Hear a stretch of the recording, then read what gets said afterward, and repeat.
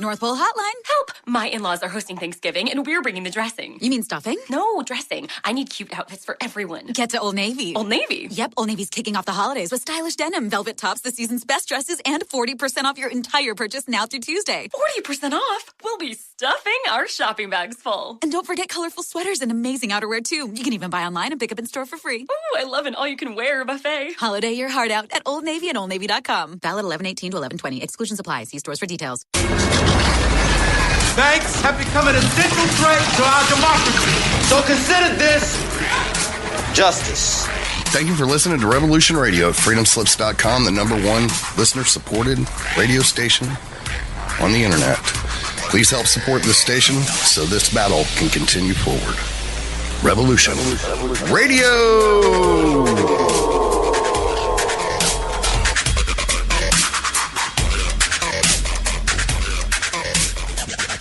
The opinions expressed on this radio station, its programs, and its website by the hosts, guests, and call-in listeners or chatters are solely the opinions of the original source who expressed them. They do not necessarily represent the opinions of Revolution Radio and freedomslips.com, its staff, or affiliates.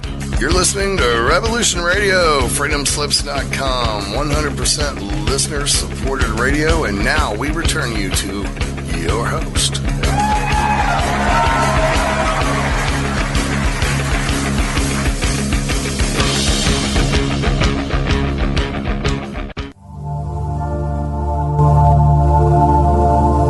Welcome to Sacred Matrix, a divine paradigm of love and universal consciousness, with your host, Janet Kira Lessin and Dr. Sasha Lessin. Together, we transform the world. And now, here are your hosts, Janet Kira and Dr. Sasha Lessin.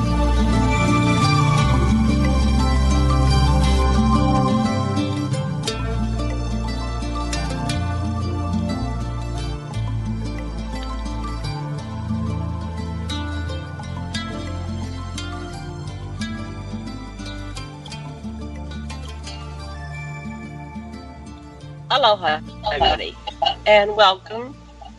Oh, geez, got feedback. Hold on. Okay. Hi, everybody. Welcome. My name is Janet Kira Lessin. This is the Sacred Matrix, and I'm here with my co-host, Dr. Sasha Alex Lessin, and my producer, amadpainter. And today, our guest is Elizabeth April on the first hour. I just lost my page that I put up to tell you about her, so I'm going to navigate to that. Elizabeth April is a lovely lady from Canada, from the Toronto area, and she is an experiencer. Dr. Lessin, Sasha, Alex, are you there? While I get this page back up for Aquarian Radio so I can read a little bit about our guest, Elizabeth April, and then the second hour is Nadine Lalich, L-A-L-I-C-H, and both of these ladies are experiencers and are going to be presenting, featured presenters at our Stargate to the Cosmos Expo, October 25th to 28th in Albuquerque, New Mexico. Okay, Sasha, are you there?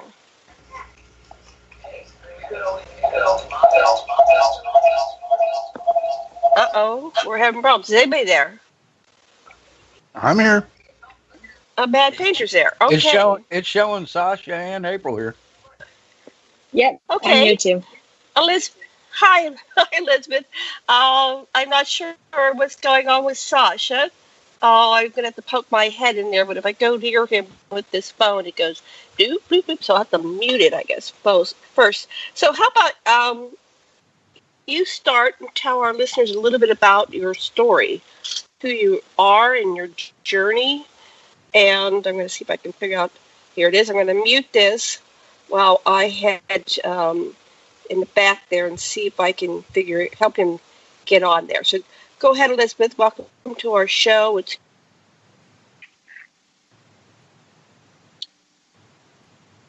great. Thank you so much. Go ahead. Thank you. Yeah, thank you so much for having me, as usual. So I guess I'll tell people a little bit about who I am. And Yeah, so I'm right now I'm 26. I just had my birthday, and I consider myself to be a psychic, clairvoyant channeler. So I have the ability or the capacity to go into other realms, other dimensions, and channel information for an individual, for humanity as a whole. And basically, my purpose, my role, my mission here on this planet is to raise the vibrational frequency. So I do that through sharing and spreading information. Of course, I didn't start off being this really beautiful, wonderful channeler. My life has definitely been a struggle leading me up to this point. And I feel like right now at this time, everyone's going through their own awakening. And I feel like up until this point, my entire life has been a bit of an awakening. And when I was younger, I was able to see ghosts and spirits and energies and auras.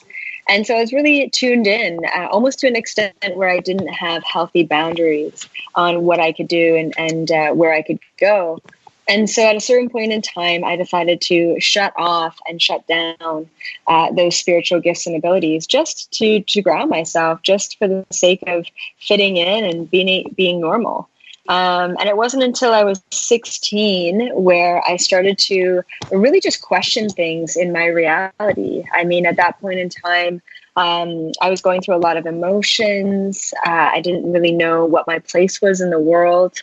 I didn't really know where I wanted to go or why I was even here. So I was doing a lot of questioning through a lot of depression. And I finally came to a past life regression. And this past life regression basically opened me up to who I've been in past lifetimes and how I've been able to serve and give back to humanity through information and channeling and oracle stuff and healing and all of that great stuff. So 16 basically opened me up, opened that can of worms to simultaneous time and past lifetimes and something that's beyond this life, what you see in the mirror. And then it wasn't until 18, about 2 years later, where I had my first conscious abduction. And that's basically where I was taken by extraterrestrial beings.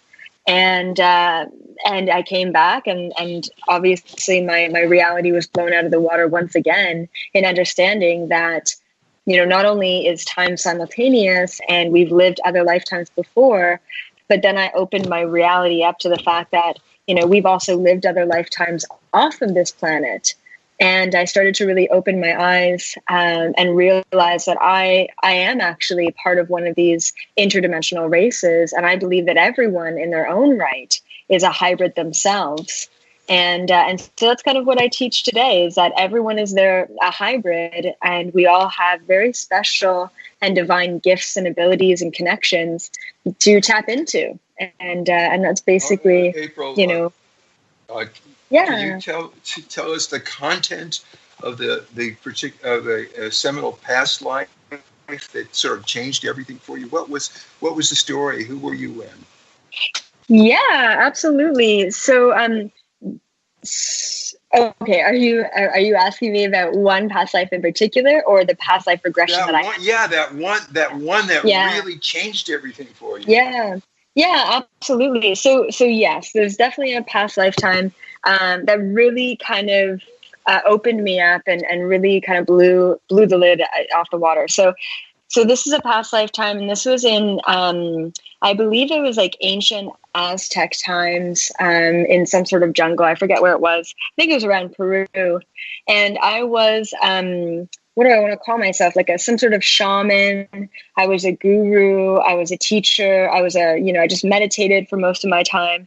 And I was actually chosen at a very young age in that lifetime to be one of the leaders of this civilization based on my special gifts and abilities. And so in that lifetime, I would bring a group of us, monks, you could call us. I'm not totally sure what we were, shamans, monks. And I would bring a group of us together and we would go all the way to the top of one of these pyramids. And it looks very similar to the pyramids in Mexico with the flat tops. And this pyramid in particular had a flat roof, but the roof was open.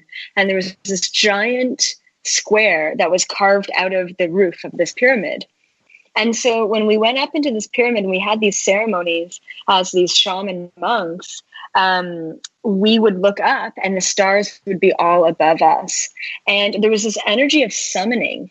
And the energy of summoning was this energy of summoning interdimensional species to come teach us. So we were the teachers of our civilization, but yet we had teachers ourselves. And I remember during that past life regression, when I was going through this lifetime of me being this Aztec priest or priestess or whatever, I remember sitting. So I was this monk, guru guy, and I came into the top of the pyramid. And I was the last one to join the circle. And the second that I sat down and I closed my eyes, I literally felt my soul connect to the souls of the 7 other monks who were in that circle. And together as one collective unit, we literally broke through the panes of dimensions. And we went into the center of the universe to receive downloads and information. I mean, this is without plant medicine or ayahuasca. This is actually releasing DMT or dimethyltryptamine in the pineal gland just through meditation.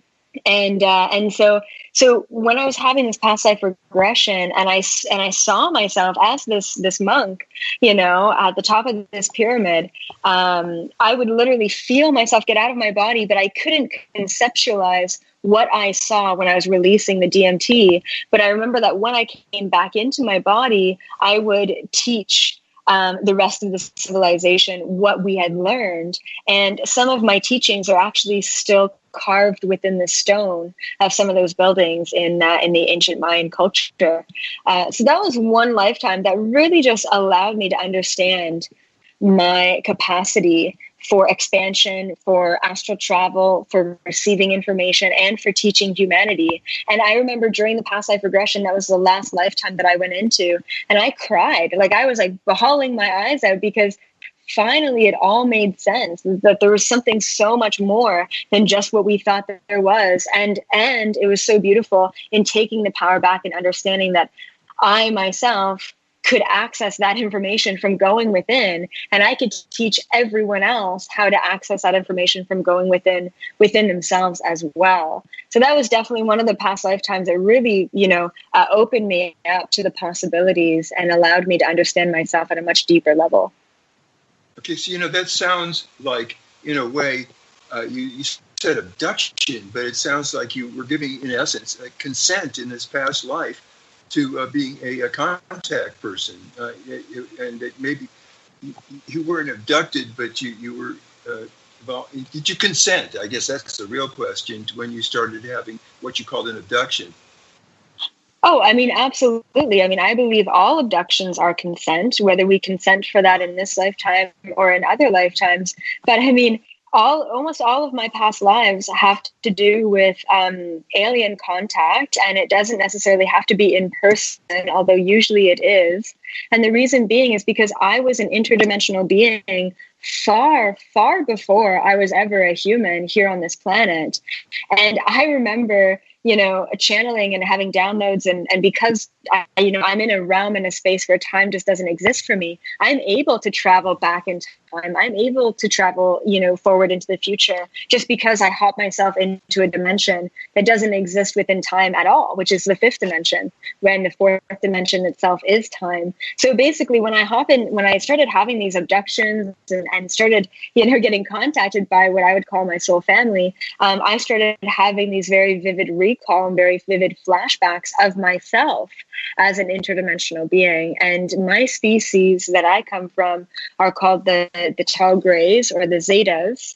And one of the very, very powerful moments of realization and vivid flashback and recall, it was like recalling a memory from childhood. Like, it was just so clear and so visceral for me, which is when I was a tall gray, I remember sitting down at this huge, very, what do I want to call it? Oval, but a very elongated oval table. And so there was about 10 of us, and we were all sitting down, and there was 2 Palladians, and the rest were all these gray ambassadors or of the high elite.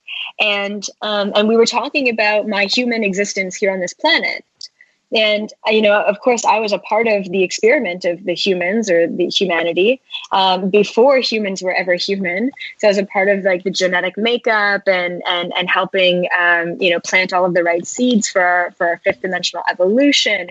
And so it wasn't enough for me to just, I don't want to say just experiment on the humans or help create the humans. I really wanted to dive into this thing called being human. So at that time, we all sat down at this round table, and we planned out all of my human lifetimes on this planet.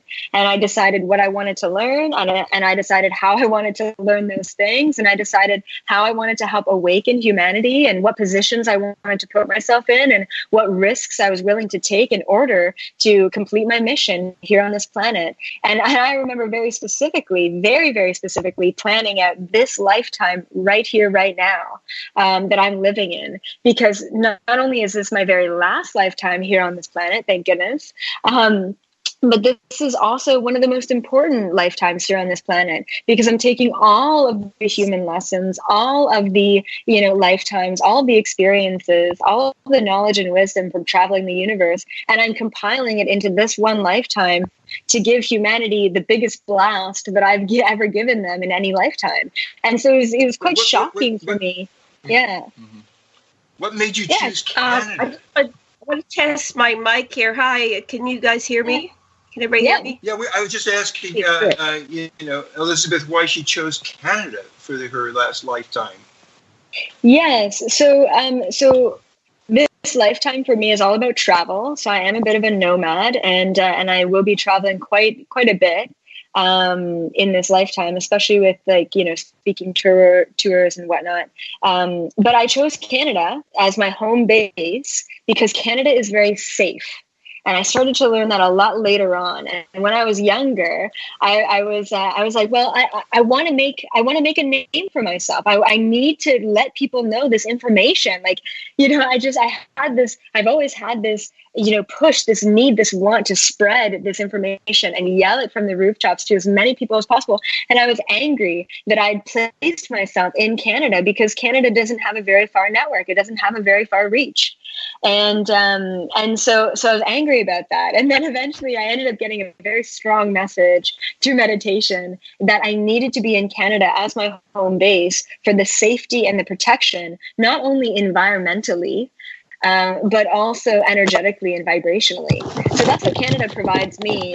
But I'm planning on, many different worldly adventures moving forward. Hi. Okay, I'm here. We're switching out. So we're at the proper stations. So we met you in Canada. I think Canada's a lovely place, but you were upset that it wasn't. What were you expecting? On some level, you chose all this, so it was perfect. Absolutely. Your ego self, what were you thinking that you needed in order to accomplish your mission better or faster? Or whatever? I felt like I needed more population, and I felt like I needed more exposure and more reach, and I felt like the U.S. was going to give me that. You know what I mean? Right. And that's where some of the frustration when I was younger came in. But at the same time, I mean, I've got some traveling plans, and I've actually been really drawn to LA recently. So I'm kind of in the works of getting a mainstream TV opportunity in LA, and then once again planting the right seeds, not going as deep as I go on radio shows, but planting the right seeds mainstream, so that they can start waking up to the fact that there's so much more that we're not actually looking at. And I hope to provide some answers for some people who have a growing restlessness that I know I had within myself for basically this entire lifetime. So I'm hoping that some other people are feeling me when I say that, are you lost? Are you do you feel like something is missing? Because there is. We're not taught what that thing is. We're not taught about vibrational frequency and us as consciousness. And, so there's a lot of missing pieces that I hope to give people, in who I am and the knowledge and information that I can access. Well, I think you're pretty far along with having the information that you come with from your other, to me, they're simultaneous lifetimes. I have many simultaneous. I exist everywhere. And it's very kind of weird to say, and it part of me wants to choke when I say it, but we are all multidimensional beings simultaneously having many experiences and many incarnations and dimensions and vibratory frequencies and planets and everything. But of course, if you tried to hold that out once, you'd go crazy. So as this thread that came down into 3D human dimension form, where we tend to kind of rotate, where we focus our attention. So we're going to focus our attention right now in being Janet, April, and Sasha, and Thomas. And then in our dream state, we probably open up to who we are in the other realms. I have awareness that I go other places and I have a job and all kinds of stuff. So that's interesting that you're going. I was just talking to somebody, my friend Barbara. We're doing this first conference in Albuquerque, and she lives in LA. She says, well, let's do one here. So just planting that seed. Yes. That might be where we do 2019 is in LA, because it is, it's kind of a hub for us. It's real easy to get to. And Sasha's sister lives there. So as long as they don't, they're not on fire at the time we're there, I think I can breathe the air. That's the only problem. I have trouble with the air. So, okay, so your primary identification besides being human is being the tall zetas. And how tall are the zetas, the tall zetas? Is that what you said? Did I get that correct? Yep, the tall grays, the tall zetas. Yeah, the zetas.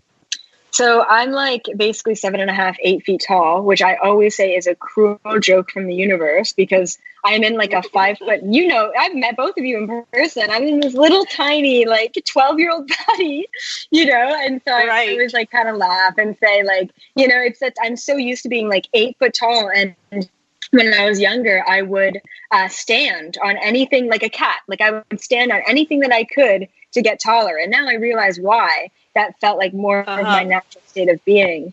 But yeah, I mean, and I also simultaneously exist as a mantis being as well. And his name is Khan, and the Zeta's name is Hira. So I'm like kind of like transitioning between both of them, simultaneously. But I'm practicing being human much more often, I guess you could say. So what is the function of the tall?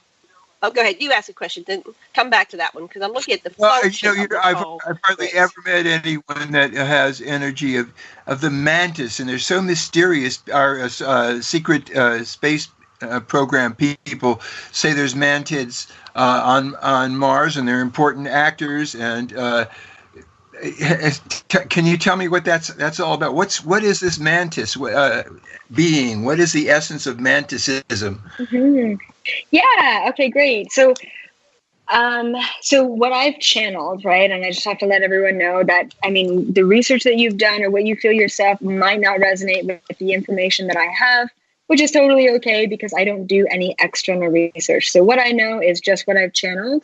But basically the key essence of mantis, like I like to call them the masters of the universe.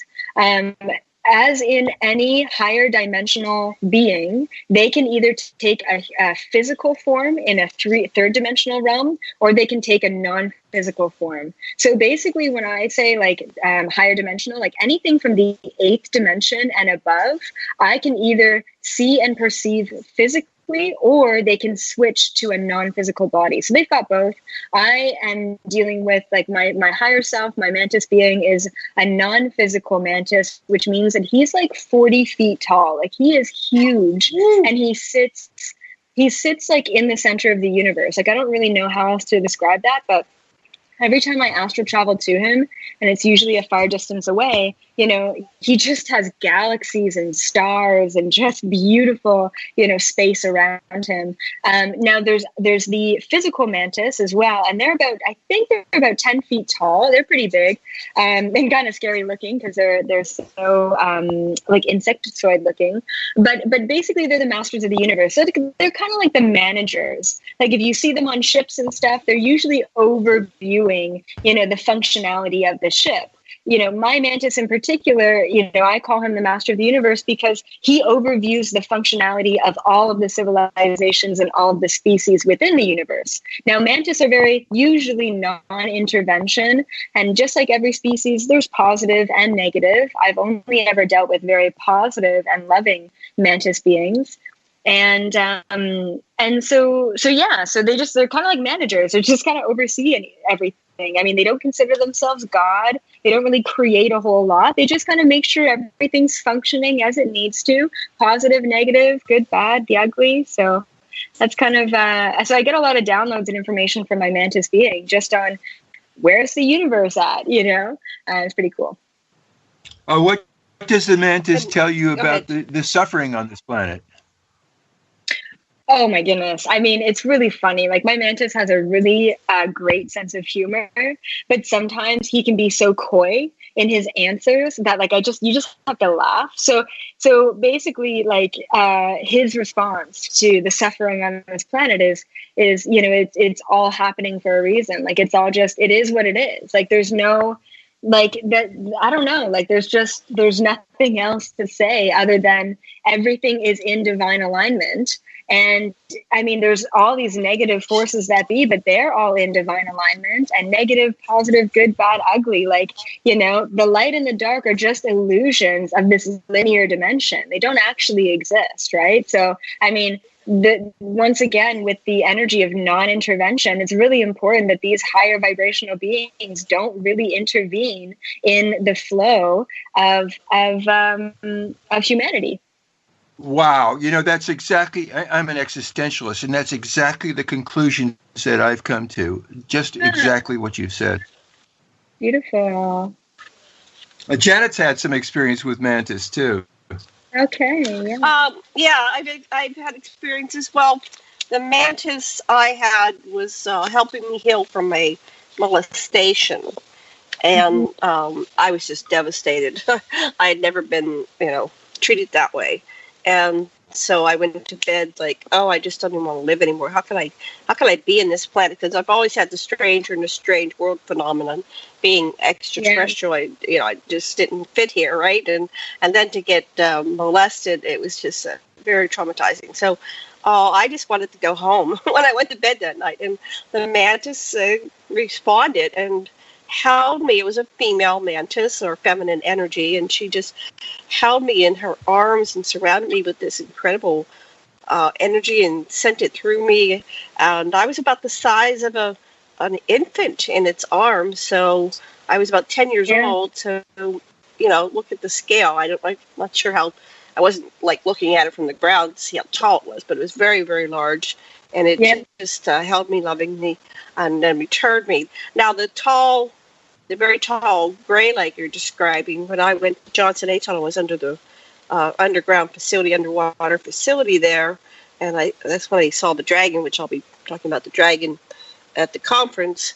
We're going to put all these stories together, work together at the conference.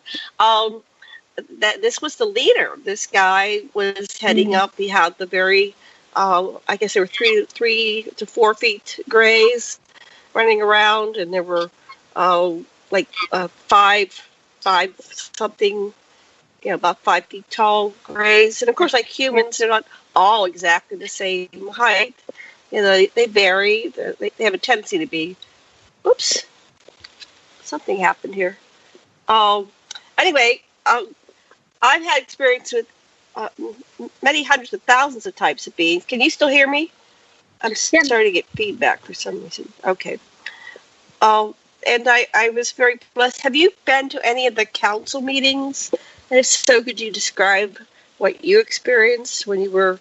Because it sounds like you have an important role when you're on board ship or on other planets. So what is your role? And have you been to? You said you were at some kind of meeting deciding coming here, but what other meetings have you attended? Yeah, absolutely. So my role as a gray was an ambassador for my species, and I had another. There's another ambassador as well for the species, and so that was my role at that time. Now they consider me an ambassador for humanity, but there's many ambassadors on this planet, and And so I've been to many meetings. I definitely used to consciously go to them a lot more often when my mind wasn't so preoccupied with human stuff. But yeah, so I get invited to meetings almost monthly, and they are meetings from the Galactic Federation of Light. And typically it's the Palladian Security Council meetings that I go to. That's what I call it anyway. And it's basically around, is everything with humanity flowing? Are we going in the right direction? Is there anything that these ambassadors need to know in order to spread for this information for humanity's awakening? So we kind of like do a little check-in every month. I went to a really important meeting on December 21st of 2012, and I got huge downloads before the meeting, and I got greeted by like 3 or 4 different beings in the week leading up to December 21st, 2012. And they told me that at 4 a.m. on December 21st, 2012, I needed to be in a meditative state because I needed to astral travel and be consciously aware of the meeting that was taking place. And the meeting actually took place inside the moon. I don't know if you were aware, but the moon is actually hollow, from what I understand anyway. And it was basically, okay, cool. And yeah, so it was basically this big conference room, and all of the, I want to call them all of the ambassadors, all of the 144,000 souls on this planet were in attendance, and they were all astrally there. And then there was a ton of other species, all in attendance from the Galactic Federation of Light. So within this galaxy, so all these different beings were there. It was really cool, and it was like an update on the coming 4 or 5 years. And how important it was and what we all needed to be prepared for, and, you know, all of this great stuff. So, and that really kind of kicked off, okay, cool, I'm here, I'm, you know, doing my my mission, and I'm progressing, and I'm helping humanity, and all these other people are also helping humanity, which is so beautiful. And then every once in a while, I'll get greeted in meditation, or I'll have a being coming to my living room, and they'll tell me, hey, you know, next week you have to be aware there's a meeting and there's something that we have to let you know so that you can, you know, explain that to humanity. So I still attend, but it's not as frequent as it had been. And I think actually in this past year, a lot of spirit guides, a lot of interdimensional beings have all been backing off. And I don't know if you two have felt that as well. And basically it's because they're giving us space to expand ourselves and to go through the third dimension emotions and the purging of energy that we have to go through. So a lot of my clients, a lot of these high vibrational light workers are all like, Elizabeth, tell me, like, what's going on? I don't hear my guides anymore. Like, have they left me at my worst time ever? You know, and I just have to remind them, no, they haven't left. They're still around you. But they're allowing you to stand in your own power and purge and release and figure out your human stuff on your own so that you can come to a higher vibrational place where you two can meet in the middle, so you have more of a one-on-one conversation. So there's kind of been that energy as well within the past year of a little bit of, you know, humans just need time to be human, to purge out human stuff, so that 2019 and 2020 we can hit it hard with the expansion of consciousness. Have you ever met any people in this lifetime, you know, now that you saw in these meetings or in the other visits that you've taken in your travels, astral and physical? That's a really good question. So I would say overall, I have met one member of my light tribe, which I call it. So it's like a tribe of light warriors, or light warriors. And like we defend dark energy with white light and all this stuff. And we go on these epic battles, and I don't know, it's really wild. So I met one person in person who did that. And then just the other day I had a interview with the YouTube channel. Oh my goodness, what is it called? The Leak Project.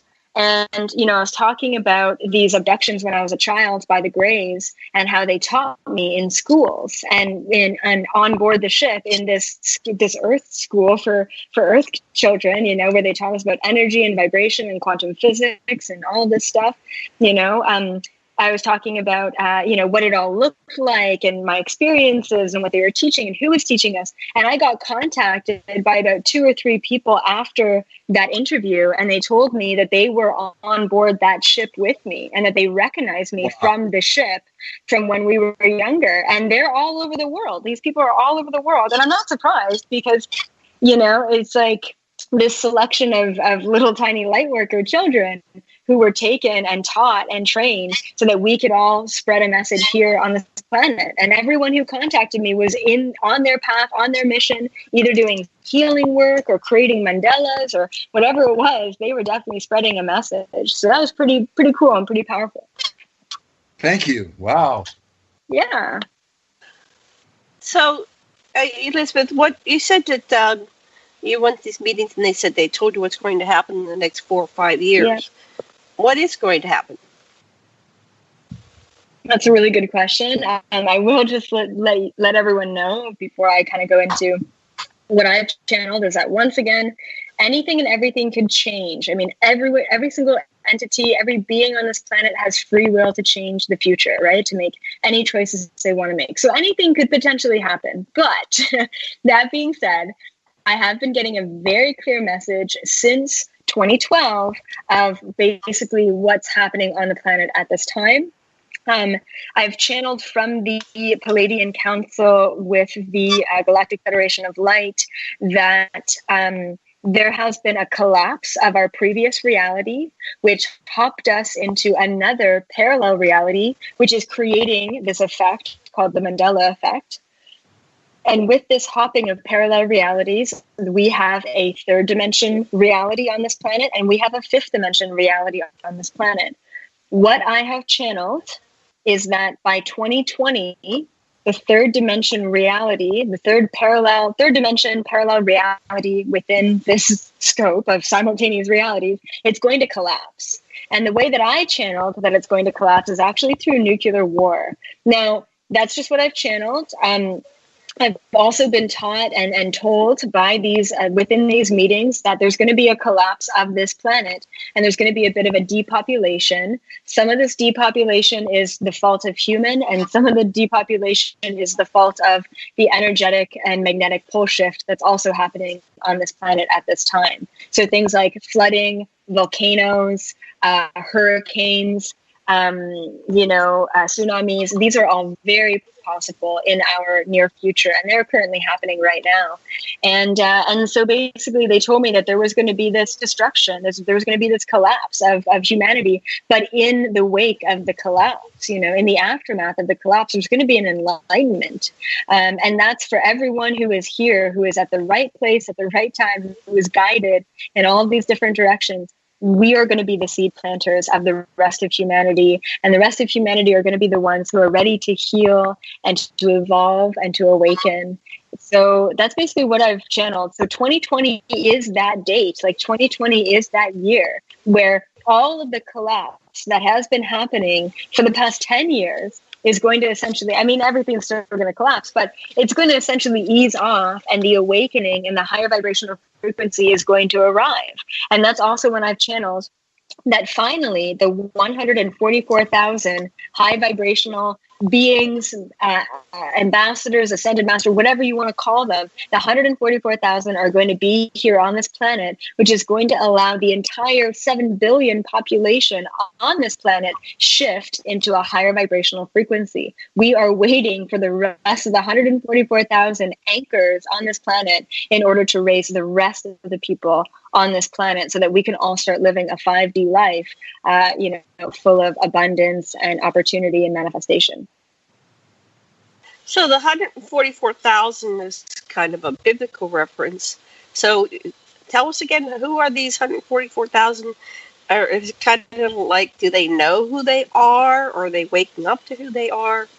So, what is that like? So it's really funny because I was told by the Palladian Security Council during a personal meeting with me that there's these 144,000 light workers on this planet, or there's about to be. And they basically told me that once there's 144,000 souls that are elevated souls, that's the time when Christ consciousness is basically going to come back, and we are going to evolve, and we're going to hop into another dimension together as a collective unity consciousness. And so I'm like, okay, 144,000, that's a weird number. And then I look it up, and apparently it's all over the Bible, or it's this big biblical thing. You know, I never knew what the 144,000 were, but they told me about it. And then I'm like, oh my goodness, of course, that makes sense. You know, everyone is receiving information from the same source, but everyone is perceiving it in a very different way. So the 144,000 has always been prophesized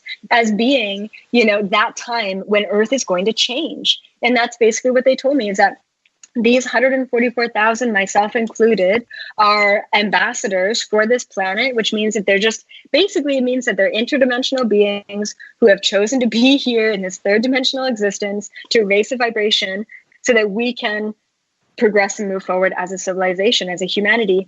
And so right now, last time I channeled it, I think I channeled 123,000. That's where we're at right now on this planet.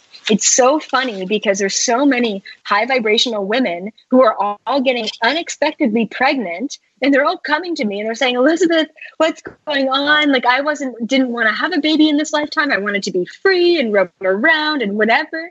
And then all of a sudden, boom, you know, you're pregnant. And the reason being is because all of these beings in the Galactic Federation and everyone is pushing all of these interdimensional beings to come to this planet. So if you have the right vibration and you're high enough, you are going to be attracting a pregnancy in your life that is basically going to bring in one of these 144,000 light beings, you know, on this earth, so that we can basically make our deadline of 2020. So that's kind of what I've channeled about the 144,000. Wow. Sasha, do you have a question? Well, it's just, okay, so one of the things that's constantly on my mind is when you regress to a past life, in some sense you're there, and I'm wondering if changing whether you have any ability by changing the past to alter the present and the future. Okay, so that's a really good question. And this is where we would get into quantum physics, and this is where we get into paradoxes. Because when I started to really break through the reality of this matrix, right? Basically, when I started to break through space-time itself, when I was 18, I really started to break down all of these walls. I'm like, oh my goodness, if I can tap into the past and I can tap into the future, the past, the present, and the future are all an illusion. Linear time does not exist, which means that I can change the past. And quantum physics and CERN and the Hadron Collider has actually proven that we can, by efficiently changing the present moment, we can effectively change the past. Like, that's actually proven by the Hadron Collider, which is, you know, revolutionary. And so, yes, in a sense, the past can be changed. But this is where the paradox comes in, which is there are certain elements and aspects of the past that simply are unable to be changed. Like, it's almost like a loop, right? So if you change one, it's like the butterfly effect, but backwards. If you change one thing about the past, even a small thing, then all of a sudden the series of events unfolds, and it would supposedly change the present moment. But if it was something really, really big, like World War III or whatever, if it was something that was so predestined, contracted to happen, there are an infinite number of realities and an infinite number of variables where that thing happens no matter what. So even if you try so hard to change the past, there's going to be a series of events that leads to the next parallel reality that leads to the same conclusion anyway, because it's a loop effect of what needed to happen in the first place. So even if it's perceived as negative or bad or low vibration or dark, and it really has to happen, no matter what you do, that still has to happen, and you just cannot change it, if that makes sense. You do make sense. Yes. Thank you. Yeah. Well, what I was shown when I was 4 on board the craft, and then once on the craft, I was my eternal self. I was shown 24 potential future histories, multiverses, whatever you want to call them. And I was instructed that I was the observer participant in that I had choice about which reality I would traverse. So in a way, those things are kind of set in stone in some variations of the theme, but the person can choose where they want to go because all the potentialities exist everywhere. If you can imagine it, it exists. It is. It's a possibility. Yes. So have you experienced any of those things? Absolutely. I mean, then we're just talking about, manifestation, right? And I mean, it's so beautiful because all of these concepts are so large, but they all fold into one another so effortlessly. And when you think about what you want to manifest in the future, just like you said, whatever you can imagine, it actually is, it exists, which means all of your thoughts are simultaneously projecting into these parallel realities. And the more intention and attention and energy you put behind one thought or another, the more you're creating that in your reality. So, I mean, there's just so much that you can tap into at all times. All you have to do is bring awareness to all of those things. Right. Wow. So even if you are, in a way, we're all co-creating this, and where you put your focus, your intention, and that's where you go. Mm-hmm. Is that, that absolutely. That's what I'm getting. That. Yeah. Oh, absolutely. So yes, careful what for sure. And then exactly. Yeah. And then as a collective society, we have as a collective, we have created in the United States of America, we've created Trump. We've created Donald Trump. I mean, that is the utmost projection of the American society, and all of their intentions and their wants and desires have accumulated into one man, which is really interesting to even observe on that level. So of course, I think that I think looking at the whole systems, like systems analyst that I am, is that we periodically create that over-the-top personality. Each generation has their over-the-top personality, and we had Napoleon. What was the time frame of Napoleon, honey? You're the historian. And then we had Hitler. So I remember as a child, since I'm a baby boomer, my parents were totally strung out on PTSD from having gone through World War II, and coming up into World War II, they were starving and struggling with the Great Depression of the 30s. So I know it seems like it's the United States that creates this, but I think the polarity stretches out across the continuum, and the light materializes somewhere and the dark materializes somewhere else, and then the continuum kind of shifts around the planet, and so that's why they say the center of power periodically rotates from it started in Africa with the Sumerians, and it went up to Rome, and then spread up through to England, and then out across the world, and the story is it might shift to China, but I think it's that on that level, it's the human story, and it's what we as humanity are creating, and it's very profound to witness. And I'm not sure what to do about it, except each day I do my piece of the puzzle. What can I do to maintain peace on Earth and let it begin with me? What do you guys think of that? Yeah. Are you asking both of them? And I have another perspective. Everybody, yes. I'll let. I have a question that's burning, but I want to hear the answer to what you just posed first. So, what do you got to say, Elizabeth? Yeah, I mean, absolutely. I completely agree. I think we're just all here, experiencing life, and we just have to, it's really important as humans to just take a big back step and understand that we're just one very small piece of a very big puzzle, and understanding that we're here for a reason, but not getting caught up in, every little tiny aspect of that. So it's, I completely agree with what Janet's saying there. Okay, and what I'm interested in is you have a child, right? Do you have a child? No, I do not have a child. No.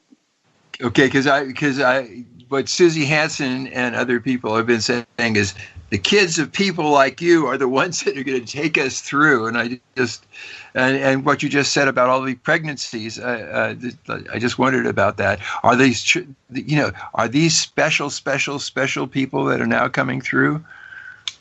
Oh my goodness, absolutely. I mean, they are next level special. I don't know how else to describe it. And the beautiful thing is they actually have parents who are open to who they are and who are accepting and loving.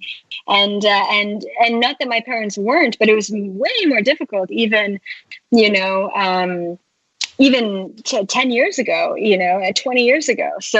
So yeah, I mean, these kids, and I deal with a lot of the parents of these children as well. And they come to me and they're like, Elizabeth, April, I've got this beautiful 3-year-old boy who is convinced that he is a girl and he will wear nothing, other than dresses. And I love him and I want to support him. And if that's what he wants, but he's going off to school in a year. And I'm worried about what the kids are going to, tell, I'm worried about what the kids are going to say to him. Right. So there's a lot of concern coming from these parents that society just isn't going to be accepting of these beautiful children who are coming through. Wow. And the kids may be a lot more accepting than the adults. Oh, they are. They don't Absolutely, have the hang-ups like we do. Yeah. I just wanted to give you a warning that I'm talking on Skype on my phone and it's running out of battery, so I'm going to switch over. Anyway, just in case. Okay, we're coming down like the last 5 or 6 minutes. So what are you going to be teaching us at the Stargate to the Cosmos conference? You're coming and you're going to share your wisdom with the world. What, you have a couple workshops, or not workshop, but whatever, lectures, whatever you call them. What's your main focus? Yeah, so my main focus is basically, getting right to the point of what do people need to know right now to expand their consciousness, to understand what's going on, to get the update. And what I've channeled that people need to know is all about the hybridization project. So the fact, first of all, that we're all hybrids in our own regard, and what's happening to the future of humanity. I mean, where are we going? Why is there such a collapse? What is the future evolution of us as a species and a civilization? And I believe that is these Essassani beings that are coming to this planet. So I'll be teaching people about that. My workshops, that's my presentation and lecture. My workshop will also be about guiding people through expanding themselves to understand their hybrid aspect. So who are you really? Who are you connected to? What is your cosmic soul family, and why are you here at this time? So I'll be guiding people through that during the workshop. And then the presentation will be all about the Mandela effect and the flipping of the 3D versus 5D realities and all of that beautiful stuff.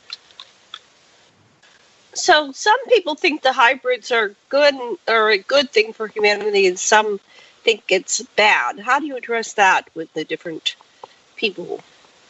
I believe everyone has their own perception. I absolutely can see why people would perceive them as negative, because people think that, oh my goodness, here comes another species from somewhere in the universe. There's already no room on this planet. How can we, they're going to I don't know, take our, it's kind of like the immigrants, they're going to take our jobs or whatever. It's why, I get where the fear comes from, but they're not going to take over. They're going to live and cohabitate with us. They're not going to try and resist against us. So it's I understand that there's a negative view on hybrids, but we are all hybrid. How can we hate on our own kind? It doesn't make sense. So I will be explaining all of that great stuff at the conference in October. It's interesting take all our jobs. Maybe we don't need jobs. Maybe we can arrange for artificial intelligence to take care of all the boring things that we call jobs, and let us do art and sport and stuff like that. Well, let's look at that a little bit here, instead of just saying that and brushing past it.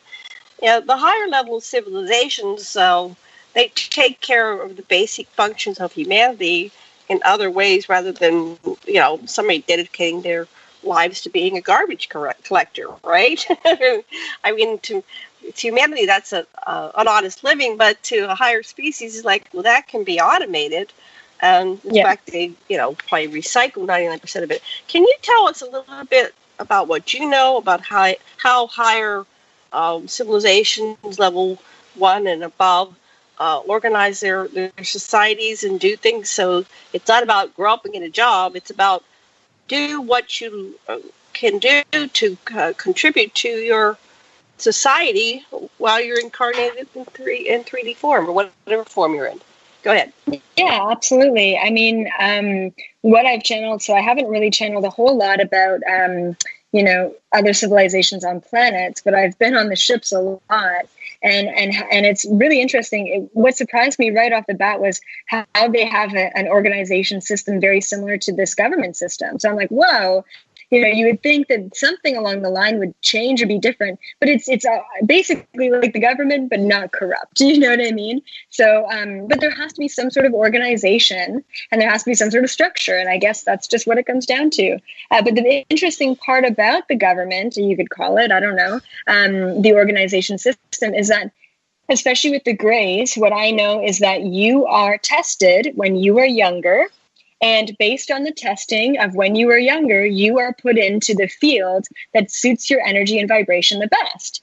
And this is such a proven key method that I would say 99% of the beings who are put into their respective fields based on their vibration and energy and consciousness, they love what they do. Like, they really do love what they do, whether it be engineering or science or technology or whatever. They love what they do. And then if that 1%, that one individual really doesn't like where they got put, or they're not really jiving with their job, they can actually go to a council, petition their position, and they can receive a different placement altogether. So it's a really open system. Oh, we're out of time. Good place to stop. Thank you so much, Elizabeth April. Thank you. And we'll be back in 5 minutes after this commercial break. Love rapid.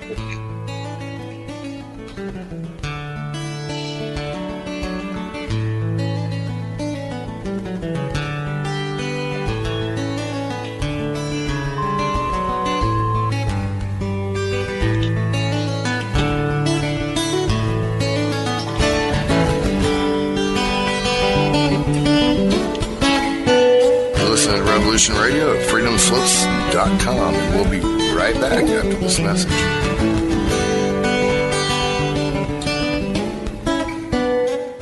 There need some more speed records in this day and age. You need coverage. Coverage? Oh, you mean them little root weevils that crawl around popping off cameras in your face?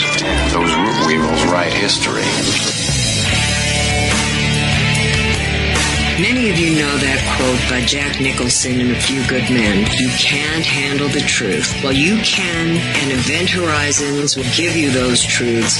So when you're mad as hell and not going to take it anymore from that memorable CNN network, you'll know just what to do. We will draw you in and become your news addiction at Event Horizons. Join us Monday through Friday from 10 a.m. to noon Eastern Time at freedomslips.com. At Revolution Radio. Our world team members are Dennis Fetcho, John Ilias, David Dunger, Hyla Cass, MD, Melanie Bridgeton, Jim Mars, Carla Harris, John Trallo, Maria Payan, Christopher Husser, DODDS, Jonathan Orchard, and me, your anchor, Dr. Robin Falco. If you decide not to volunteer, it will not be held against you in any way. Sounds dangerous. It is. Very dangerous.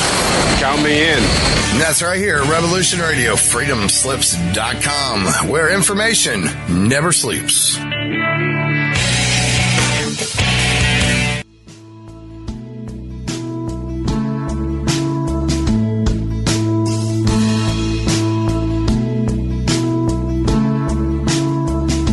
Is your data safe? Do you have the necessary information to assist you in confidently living through just about any survival situation? Is survival and gardening, off-grid living, medical knowledge, or even natural or man-made EMPs on your list of personal concerns? Do you have your documents and your personal information in a safe place in your hands where you know where it is? Well, check out our preloaded EMP-proof thumb drive. Over 3 gigs of survival documents and how-tos, plus the USDA offline food preservation website, and much, much more, including a surprise bonus we just can't tell you about here. With plenty of room left over to store your most important documents. Imagine if a megavirus or a computer failure took out your bank, or all the banks for that matter. Are your banking records safe in your hands? So when they get things fixed and repaired, you can say, hey, look, this is what I had. You have it. I want it back. Is your personal data safe? Family records, addresses, phone numbers? Well, squeeze on over to freedomslips.com. Yes, that's www.freedomslips.com. Click the banner on the homepage for the EMP-proof bullet drive to get the full scoop of everything that we offer. So, folks, keep your data safe for your peace of mind.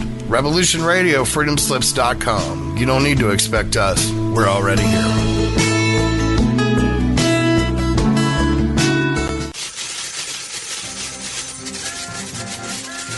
In breaking news, a visiting Syrian diplomat reported today that their population is evolving rapidly and advancing into a 5th dimensional consciousness.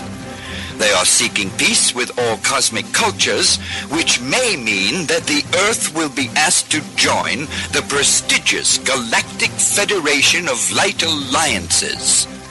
Please join Debbie West and Michael Hathaway on Lost Knowledge, Saturdays, 3 p.m. Eastern Standard Time in Studio A, for the latest breaking news on the Star Visitors' peaceful contact and the ongoing project of cleansing the Earth. This is the people's war. It is our war. We are the fighters. Fight it then. Fight it with all that is in us. And may God defend the right. Warning! Warning! We gotta stop them! They're gonna kill us all! See how the trouble you've started? Be they the government, be they industry, be they organized labor, be they anyone, or human beings. Time when the operation of the machine becomes so odious, makes you so sick at heart that you can't take part. You can't even passively take part. And you've got to put your bodies upon the gears and upon the wheels, upon the levers, upon all the apparatus, and you've got to make it stop. And you've got to indicate to the people who run it, to the people who own it, that unless you're free, the machine will be prevented from working at all. Revolution Radio at freedomslips.com, the #1 listener-supported talk radio station, throwing ourselves upon the gears of the machine. Revolution Radio, where information never sleeps. You called down the thunder, well now you got it. Right! You tell them I'm coming! And hell's coming with me, you hear? Hell's coming with me! Revolution Radio!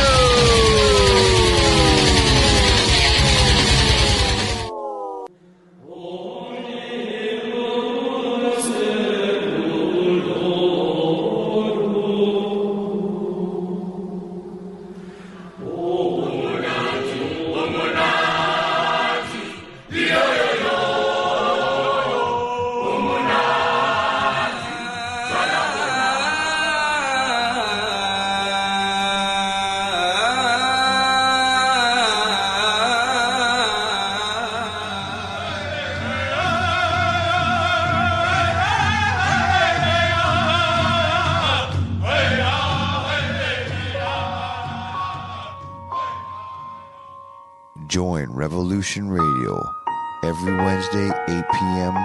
Eastern Time on Studio B for Momentary Zen with host Zen Garcia at freedomslips.com, the People Station.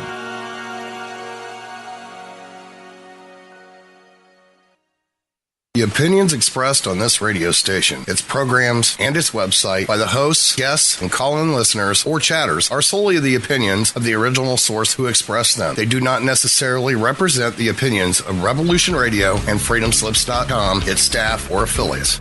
You're listening to Revolution Radio, freedomslips.com, 100% listener-supported radio, and now we return you to your host.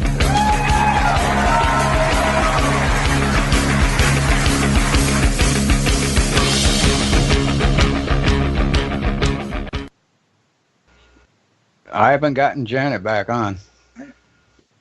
Okay, I'll take it. Tell me when to go. You're live. The music's over. Oh, hello. Welcome back to Revolution Radio. This is Dr. Sasha Lessin, and I'll soon be joined by my co-host, Janet Lessin. And we're privileged to, for this session, to have Nadine Lalich. How do you pronounce your last name? Lalich.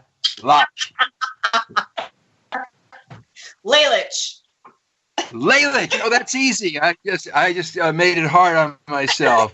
And so I think that you're such a clear story of somebody who's been through a lot and come through the other side. And so for people who don't know you, I'd like you to just sort of tell your story, how you got into this. These experiences that have made you write this book with Barbara Lamb.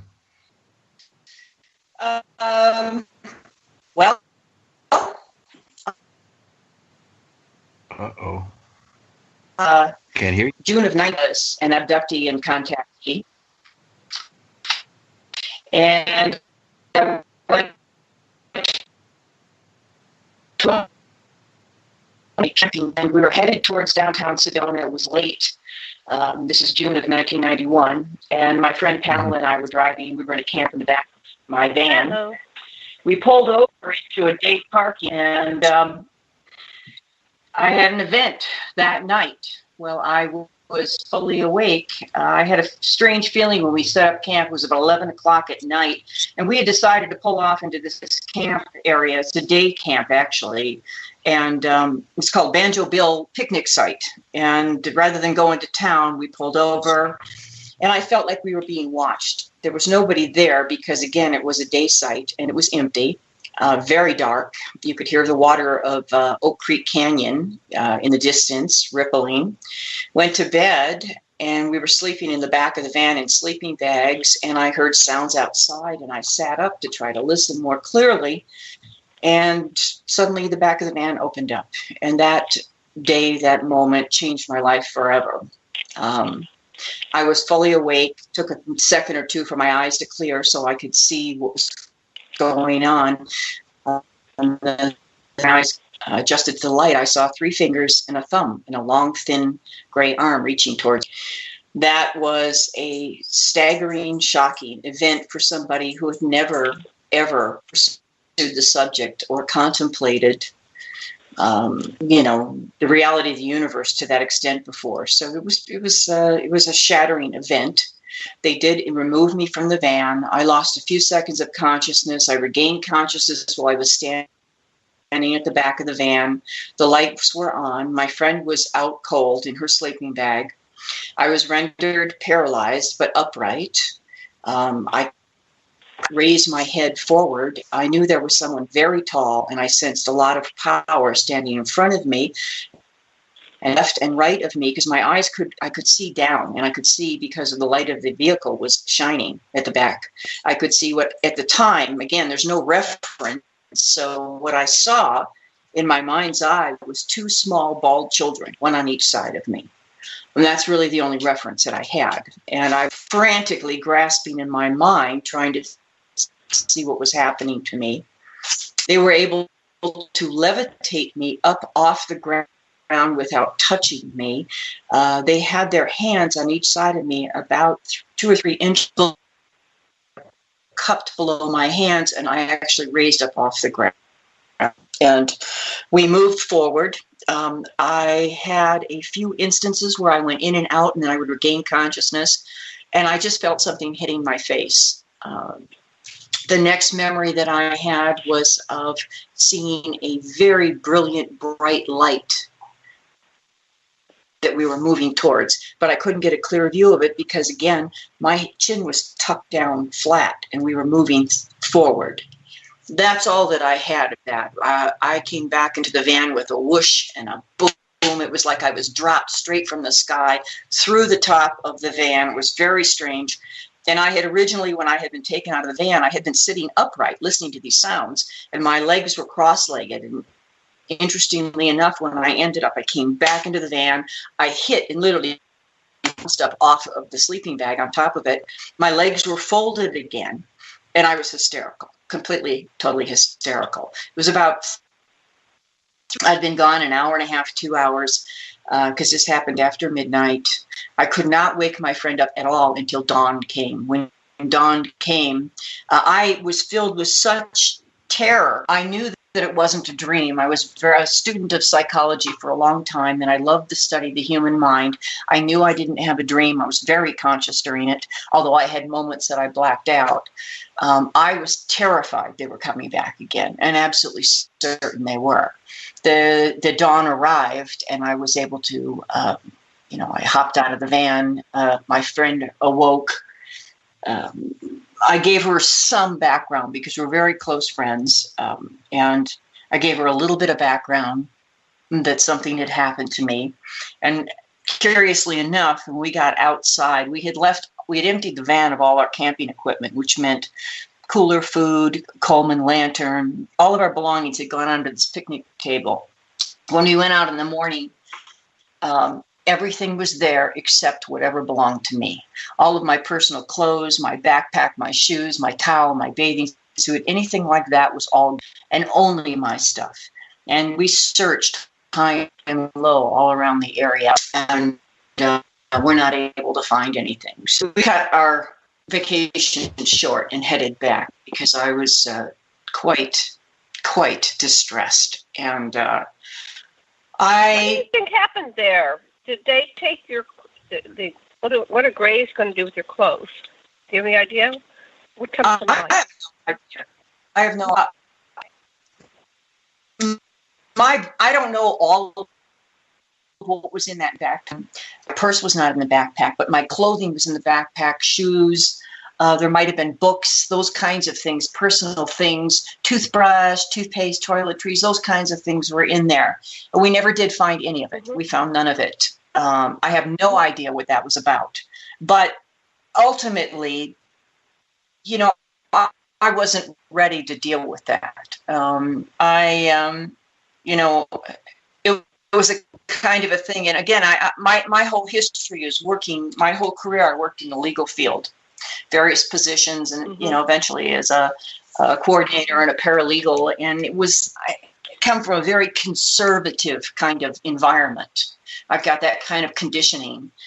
And I was terrorized by it. So I went back home.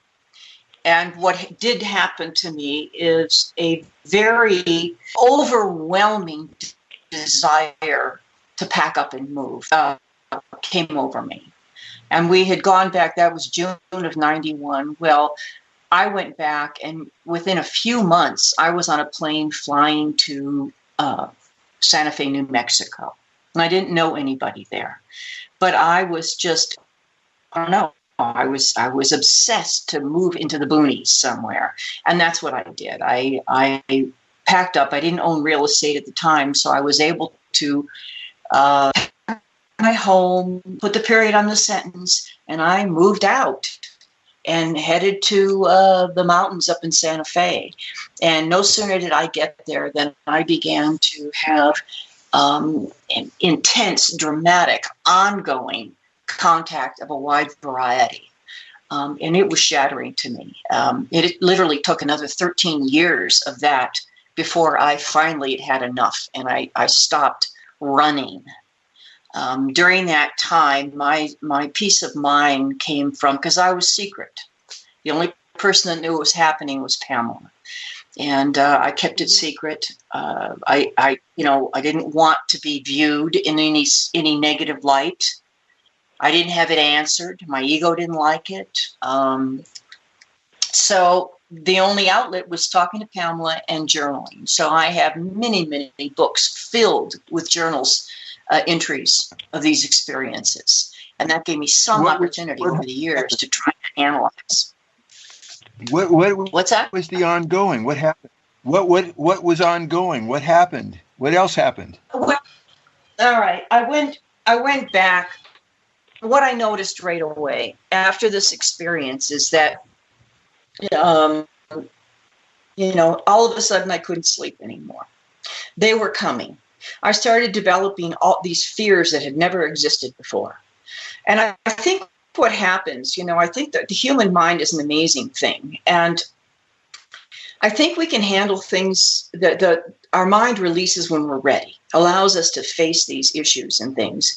And I had spent a great deal of time, I had, when I was a young woman in my 20s, I was struggling with a lot of issues, early childhood issues, some substance abuse issues. And by the time I was 28, 29, I was tackling all of that and doing very well. I spent a lot of years working on family of origin issues, lots of therapy, very aggressively addressing issues that came up in my life. And I'd had a tremendous amount of resolution, and I was so pleased with that. I had a great life. So when this thing happened, I was very angry also. Because balance and good mental health has always been very, very important to me. And it's always been a goal of mine to continue to work on myself in this area. Then out of the blue, or so I think, this thing happens. So I was very angry, but I noticed a lot of things started happening to me. I started feeling, why was I going to Santa Fe, first of all? I wasn't sure. I really wasn't sure. I couldn't tell my friends exactly why I was going. I had to go. But once I got there, I lived outside of Santa Fe, not too far, but really pretty remote. I mean, you would, in those days, this was, I moved in January of 92, and you would step outside of town, and in 5 minutes, you're in the boonies. So I noticed that suddenly I was afraid. I was checking closets. I was checking behind my seat. Now, wasn't my behavior. I had a few paranoid feelings that they're coming to get me. They're going to get me. This stuff started to develop, this internal fear of this thing. I started looking in closets and putting extra locks on my doors. And then I would get these feelings that would just, and it could come at 12 o'clock at night. Get in the car and drive out. I'm getting in the car at 12 o'clock at night and driving out of town into the hills all by myself for no reason at all. Well, of course, this is where abductions were taking place. And so I started seeing things, hearing things, and just began to start recording all of this. And obviously what was happening is my awareness of the abduction phenomena in my life was coming to the forefront. And I was slowly coming to accept that there was something very out of the ordinary happening to me. And it went into all of my books. And I did go to see one therapist when I was in Santa Fe, but my mind, still wasn't quite ready. And so she tried hypnosis a couple of times with me, but I was so hysterical about that incident. We did learn that, of course, I was taken on a craft. The things, I felt something hitting my face in that original experience. What that was is we were going through the woods, and the boughs of the branches were not hitting the smaller, they were grays, I came to understand later, but they were hitting my face as moving through. And indeed, we did go to a craft, and we did discover that much, that I did go through those very typical examinations on craft. But we couldn't get anywhere with it because every time she tried, I became hysterical, literally hysterical and physically flailing my arms. And this woman did not know what to do. She wasn't familiar with this particular subject, but she was afraid for me. So that is the only time I attempted early on to explore with another person. And then they continued. on a variety of contexts, what continued for the next 13 years and to this day. Wow. Wow. Have you come to peace with it, or is it still upsetting to you? Oh, no. I'm very, very much now, and eventually is, the contacts take place, and I know you've been involved in this field a lot longer than I have, but the contacts also take place. There are a variety of contacts. They're fully conscious physical contacts. There are astral contacts. They contact you in a lucid dream state. They upload, they download into your mind. They put implants in. All of these things have happened to me, a wide variety of things. And it's taken a long time for me to accept this. Because, like your previous guest, I know she's a younger person, and she's fully embraced into this level of this truth in a different way. I come from a very conservative background. Okay. So this has kind of it's taken a long time for me. I have a few baby steps, and I want proof. I want proof. That's my legal background. So it's been difficult from that standpoint. And I recognize that you cannot get a lot of proof when it comes to contact with extraterrestrials, interdimensionals, when it comes to that aspect. But so it's over the years, it's sort of like I could take a few baby steps and I'd say, okay, I accept this now. But over here, oh, no, can't go there. But give me another 6 months or a year, then yes, I'm over there too. So it's been a process for me. And I'm not at all 1991 of any of these issues. And the fear stayed with me probably at 13 years, I went to my first MUFON meeting. I met Barbara Lamb.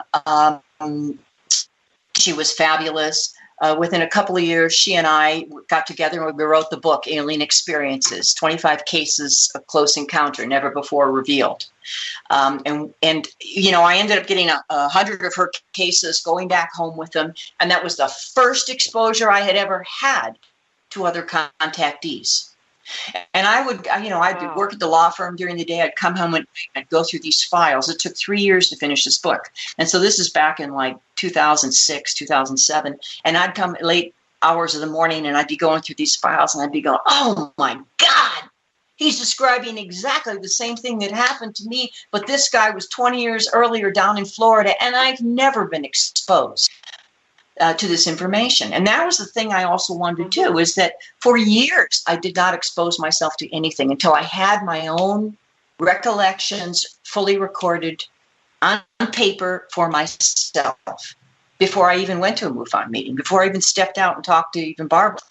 So by the time I was talking with her in 04, 05, 06, and then the book came out in 07, I was still, still had some angst about this. I wasn't happy about it. I was still a little angry that I had to deal with it. But suddenly, 2007, the book came out, and I'm getting asked to talk. So I started talking. Okay. And very hard for me. It was very, very difficult for me. You see a lot of people stand up, and even you guys, you can talk very openly about things. That wasn't like that for me. It was very challenging. But slowly, I started becoming more acclimated to it. I'm a good public speaker, but it's not something I would necessarily choose to do had I not been find myself in this environment, this situation. All of a sudden, around 2009, 2010, an entirely different type of experience happens to me. And I'm completely taken aback, because I'm just to the point to a place in my life where I'm saying, all right, I fully accept that the universe is full of life, a variety of extraterrestrials I've been exposed to already now. I fully examine this. My feet are on the ground. I'm a logical person. I fully accept that this is happening to me, and I believe it's happening worldwide. I'm there. Yeah. I'm on that page. I've got 10 different beings that I've seen myself in my experiences. But all of a sudden, what happens after I stand up and start to talk about it, all of a sudden, I have an experience that has military people in it. And now a whole different, my world has turned a whole different direction. And wow. I'm stunned. Go ahead. Wow. So, military. Okay. Anyway, I have one question before you go to the military thing. I have one question. So we're looking. People always say, "Well, you have no evidence," but in a court of law, you can convict somebody to death or prison in life based on testimonials, right? So how do we find evidence? Well, we're not sometimes going to shoot a gray and bring it into the. Go ahead. No. I mean, actually, it's funny you mentioned that because I'm working on my book right now. It's going to be out in a couple of weeks, and it's called Evolution: Coming to Terms with the ET Presence. And the goal of that whole book, it's telling my whole and complete story, which is very, very involved and detailed, and only a small portion was in the first book. And this is really sort of a coming of age for me. And I was examining just what you're talking about, evidence. And I get asked to write articles here and there on these subjects. And so I like to look at evidence. I like to look at what is feasible to present, and it's difficult for all of us contactees and abductees. And we can talk about our astral consciousness going here. We can talk about these meetings. And I've had some experiences like, Elizabeth April was talking about, where I have recollections of being at tables with multiple beings. Okay, I have this. Now, I have a different way of talking about it. Go ahead. No, I just said, I have the same thing, and I'm really curious because I get this all the time, like how do we do, I'm very interested in your book and your conclusions, so let's talk a little bit about it here. And everybody, I hope you have the book with you when you come to Stargate in October in Albuquerque. Yeah, but, I will.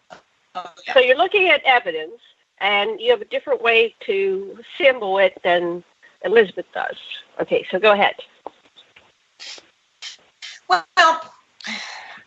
no, it's not necessarily a different way because, what do we have here? We have testimony, it's true. And you mentioned the fact that legally we can convict somebody. That is a possibility, but things are a little still iffy in the court system about one person standing up. So I was doing some research for my book recently in regard to this very thing. And when it comes to personal testimony, they're still finding 25%.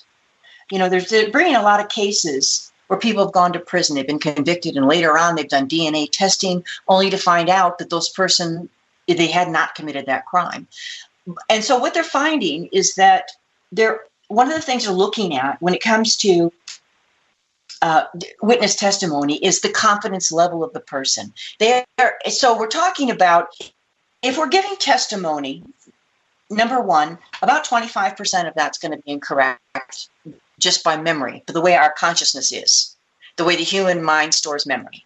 Then the other 75% is going to be more relevant depending on how confident that person is. For example, if you asked me about what happened that night, June 1990, I'm absolutely confident.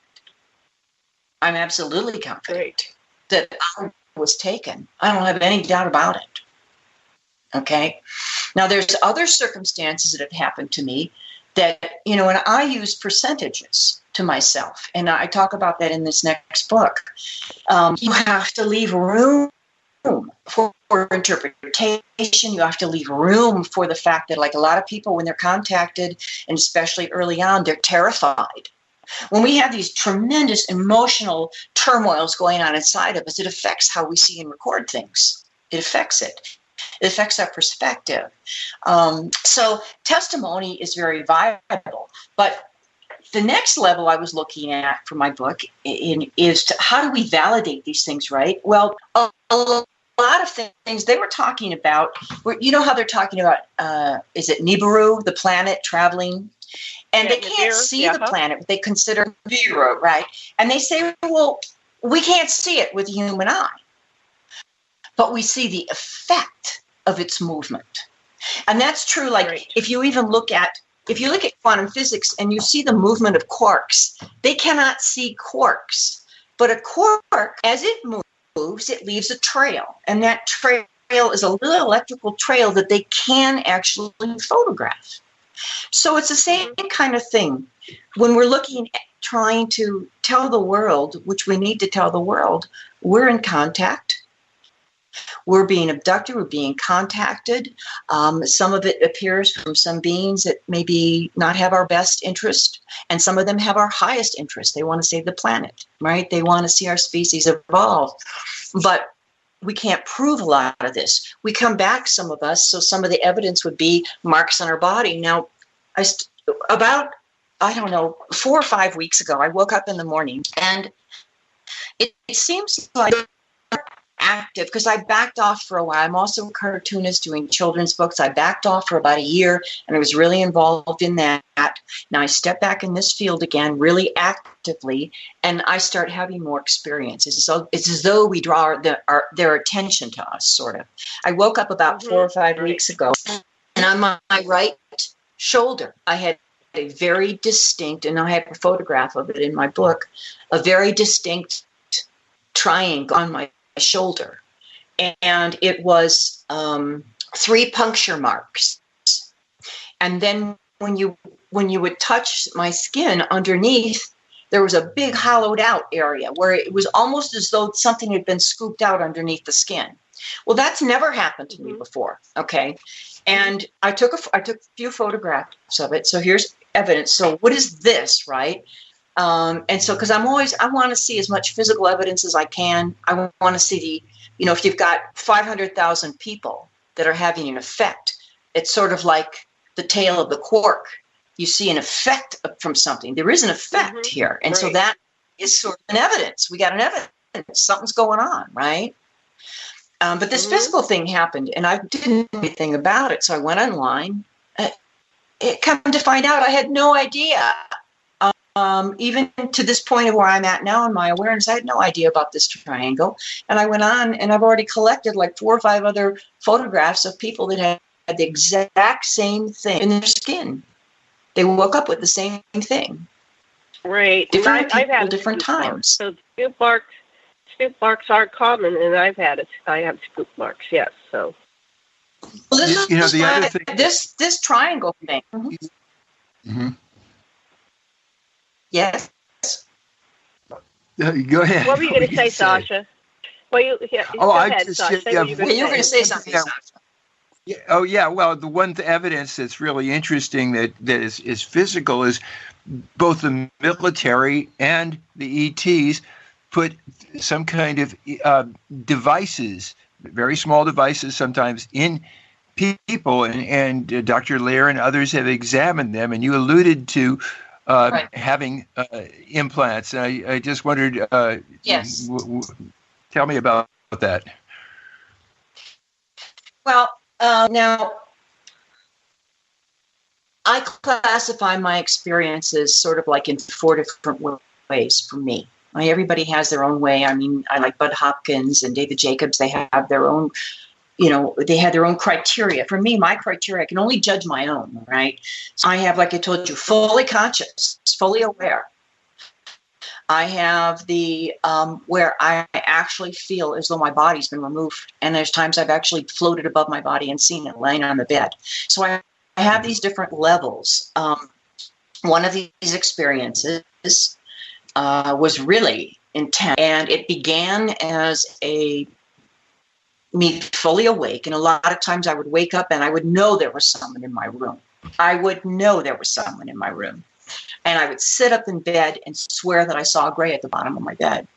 And one of these occasions, I was, and now again, I express it differently because I still struggle. It appeared to me that I was physically taken and put on a craft. So I'm getting feedback here. Are you? Yes, I hear that. Matt, any ideas? I'm trying to fix it. I'm going to adjust your... Okay, Matt's trying to fix it. He's on it. Okay. So, okay, try again. Anyway, in this instance, there was a whole line of people. And I mean probably 10 or 12 people in line.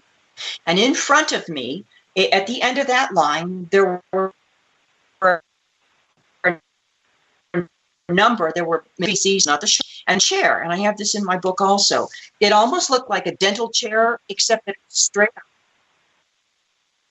up. Go ahead, keep talking. I know it's annoying, but we can still hear you. Oh, we're all getting feedback. Oh. I don't know what's going on. Okay. And the arms came, so each person would be placed standing up against this, almost like a cross, and strapped to it. And the ETs were putting these implants up the nasal cavity of all these people. And I can recall standing in line, but I was very calm about it. And I was in line with the rest of them, and I could hear this man screaming and screaming at the top of his lungs in absolute sheer terror. And it was just a curdling scream. And I know that at that I implant in my sinus cavity. One of the other things, we looked for evidence after the experience. And I had all these escalating experiences and contacts. Suddenly I'm having all kinds of ear bleeds and nose bleeds. I'd wake up in blood all over my pillow from my sinuses or from my ears. So I believe something happened on that occasion.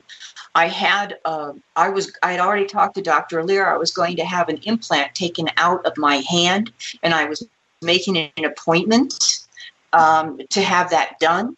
That I believed was an implant, and literally the day before you could move that thing around, it totally disappeared from my hand. Was it something? I don't know, but just when it was going to be taken out, it was gone, and it would look like a grain of rice. It was like a grain of rice, and it was located at the base of my middle finger on my right hand. And twice we were planning and did not do it. Second time we were going through with it. I was making the appointment, and the thing totally disappeared. Another occasion happened, and I have a drawing of that actually in the first book with Barbara, and I have more detail in the new book, where during what appears to be on a craft, these training sessions with this technology, there's these sound tubes, and that I was sitting at this table with sound tubes and these light boxes, and I don't have any clothes on. There is an insectoid. I've only seen one in my whole experience, and it's always the one with me showing teaching. It was in front of me, but there was a gray behind me, and the seat was opened at my spine. And I remember the pain. I couldn't move forward, and they were putting something directly into the lower part of my. One of the occasions I was having one of these experiences, and I was told I had 7 implants in my body.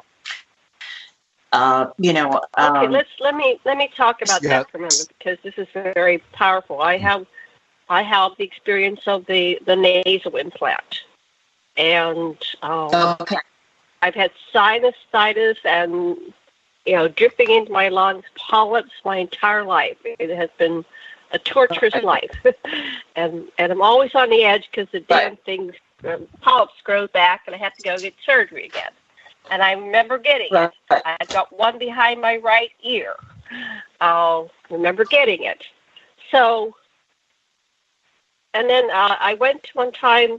For some reason, my friends took me to this lady, and I didn't know why I was going there, but she just started reading me. And the same thing. I have I forgot to count. Like you said, 7, 8, 9 implants.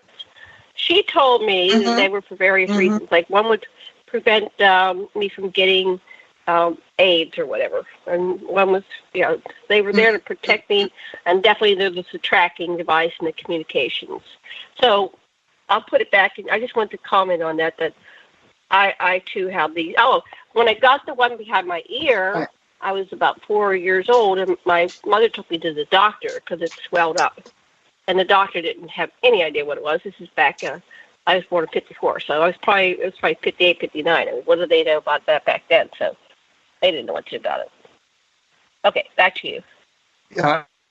I would just find it interesting. It's kind of an experiment that you might want to do, Nadine, is you could take that grain of rice thing, whether you ever saw it or you just pictured in your mind what it was like. And if you were to pretend that you were that device and identify with it entirely and state your existence and say what you're like as the implant, what would you say?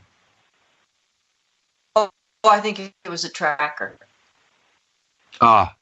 It was either a tracker or something to monitor my body functions. That's what I think. Thank you. Thank you. And I think what about the thing that's really interesting is, go ahead. Well, I think that this is an interesting way to proceed with each of these devices, because the fluidity of consciousness, if you identify with each in its turn, and of course I wonder if the military also gave you some too. Yes, they did. Now, the military experiences are very, very, very different, very conscious, very conscious. There is no sparkling light coming into your room. There's no sense of floating. They come in your front door. They walk you out. They inject you with a needle. My dogs react. It's a very different dynamic. Very, very different. This appeared, I said 2009, 2010, after I started talking, and all of this thing happened. And the first one was shocking because it happened I was living in a condo, and I woke up fully awake, and there was a shadow by the window of a man standing there, and my dog was going ballistic. One dog, Annie. And next thing I knew, I couldn't move. And that was a dynamic experience that involved a black helicopter hovering silently over the back of, we had carports back there behind all the condos. And I was walked out with literally this like blanket thing over top of my head. They're very, very, very different. I've had several instances of being taken to a facility underground, one of them actually underwater.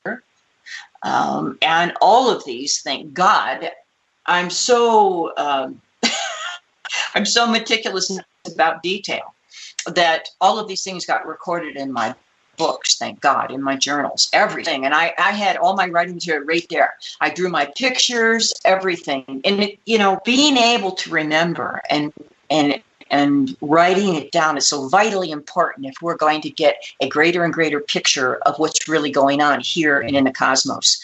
The more we can record, right, and the more alert and conscious we can be, we start to create this evidence of effect of what's happening on all of us, and I think it's really, really important. And I think the legal field was so helpful for me because I'm so detail oriented, preparing cases for trial, and I think that was really quite shocking. When you were taken places, how do you know where you were taken?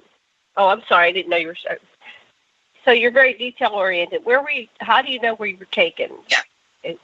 I know they have your hood on you, and they don't. For example, all right, in this particular experience, now it was cool out, and all I had was a nightgown on, and I was barefoot. Okay. Right. Okay. There were several. They don't care about that. They don't care. No. Yeah. And I was walked out. My feet were on the cement on the sidewalk. And I was fully conscious of my feet moving. They had indeed injected me while I was still lying in bed with something that would okay. But I still had a great deal of awareness. What they put around me is kind of like a blanket or something, but it was partially over my head. So when I was walking from the sidewalk, there was one on each side of me, walking from the sidewalk towards where that helicopter was overhead. And it was very close to the ground. I mean, it had to be no more than 50 feet up, just silently over the asphalt, over the parking area. And then when we got there, the thing came off of my head, and I'm looking up, and I had a heck of a time because it looked like a helicopter, and yet there wasn't a sound on it. And so this experience, I went in and out, which is fairly common, at least for me, whether it's an ET experience or it's a military experience. I fight as hard as I can to grab a hold of my consciousness and try to stay alert, because that's my sense of control, if you will, right? So I'm not a victim. And so you get pieces in and out. And I've got that in my book where you're looking at a piece of film and you see the full frame after frame. It's very intact. And then you're having an experience, whether it's military or ET, and it's cut into puzzle pieces with nothing in between. That's how it is for me. And if you do hypnosis, regression hypnosis, you try to fill in from puzzle piece to puzzle piece, those blank spaces. Mm-hmm. That's what happened in this one. I miss entirely. I get into that helicopter. I'm sitting in there, we take off, and I can see the ground beneath me. But then I lose consciousness, and the next thing I recall, all of a sudden I'm in a ground craft. But I can actually see because there are some windows. And I can describe the whole thing in my book where there's a pillar, there are two, and it's humans and ETs in this craft.